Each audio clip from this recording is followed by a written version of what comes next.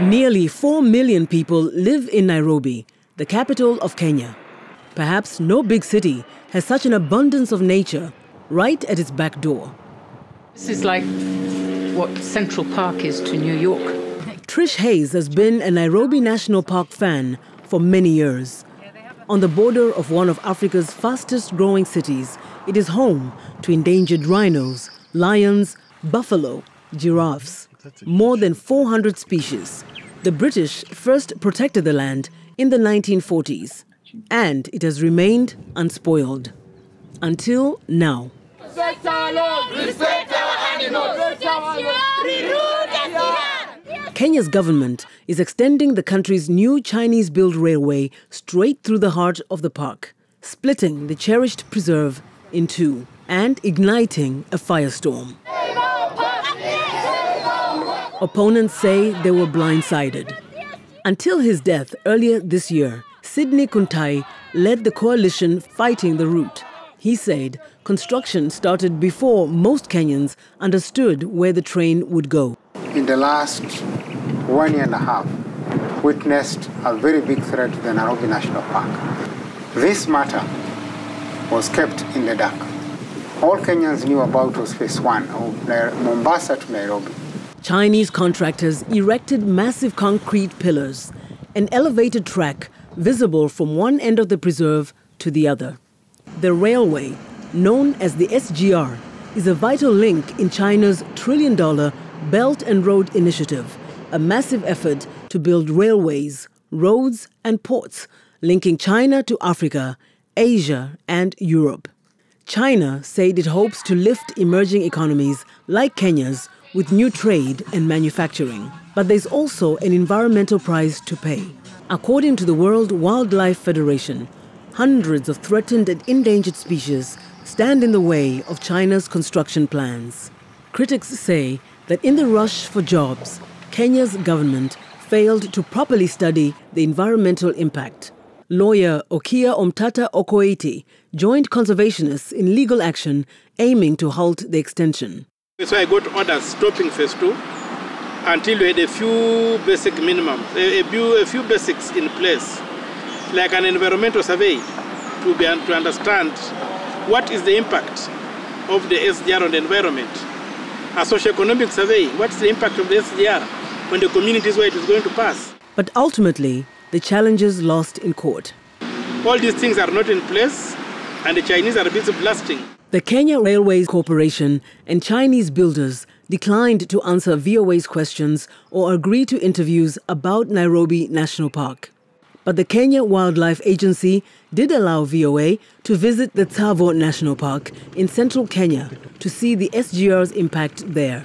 The railway's first leg, from Nairobi to Mombasa, opened a year ago. It cuts through the 5,000 square mile preserve. A busy highway and older rail line already split the park. The new train adds yet another obstacle, disrupting wildlife migration and attracting human squatters. Dr. Ben Okita is with Save the Elephants. He is helping Kenya Wildlife to study the environmental effects. One major impact that the SGR has had on the ecosystem, and that is to do with interfering with the contiguous environment and ecosystem. So it's contributing to further splitting of Tsavo East and Tsavo West National Park.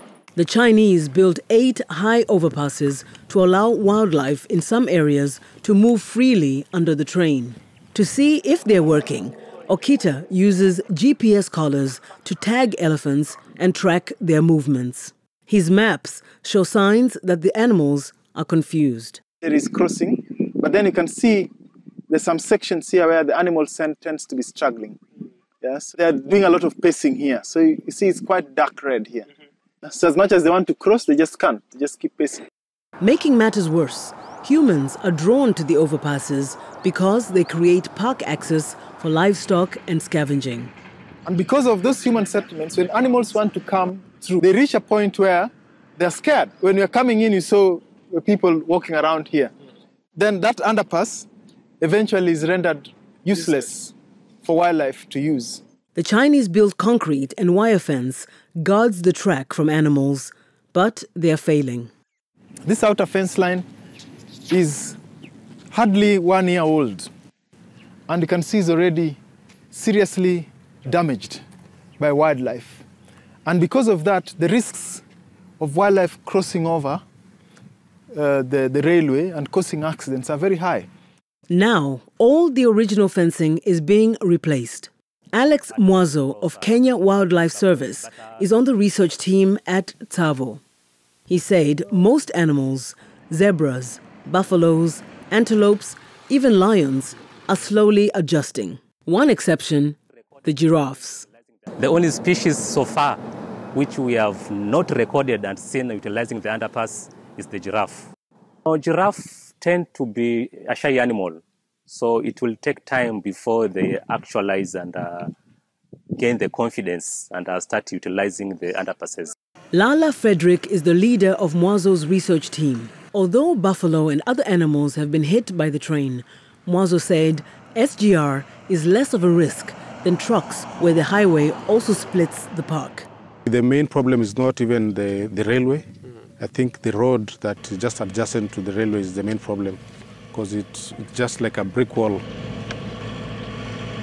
While scientists studied the impact of Tsavo, Kenyans looked on with alarm as the train cut Nairobi National Park in two. Their protests in March came too late. By that time, Chinese builders had bulldozed into the preserve, quickly erecting an imposing row of towering pillars to carry the overhead track. Eventually, the route will extend north to the Ugandan border. Longtime neighbors say the government turned its back on the park's heritage. Kitengela Glass sits at the end of a long dirt road in Olusekron, south of the park. Owner Nani Crows has collected newspaper clippings documenting every twist of the railway construction. They had so many different maps, and it was, I'm sure, to confuse people because nobody knew when were we going to be invaded. President Uhuru Kenyatta had asked those with land through which infrastructural projects are passing through to surrender it. Otherwise, the president said the government will forcibly seize it. Crows said something precious is being forever lost. We have so few animals, wild animals, African animals. Where do you find them? In Kenya, maybe a few in Tanzania, maybe a few, not even Uganda anymore. And how can you, this is such a treasure. This is the treasure of the world. And here we come, and then you sell it to the Chinese for a railway? Bloody hell. But for Nairobi National Park, it appears there's no turning back.